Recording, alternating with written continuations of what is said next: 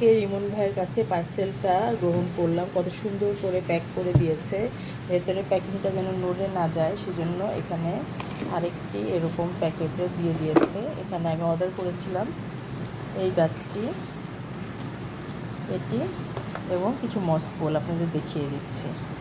কত সুন্দর করে যত্ন করে প্যাকিং করা, আমার খুলতেও অনেক সময় লেগে যাচ্ছে। আর এই যে এই গাছটি অনেক সুন্দর প্যাকেট করা, আমি আনপ্যাক করে আবার দেখাবো। লেয়ারে লেয়ারে প্যাকিং, অনেকগুলো লেয়ার সরানোর পরে ফাইনালি মসপলটা এরকম।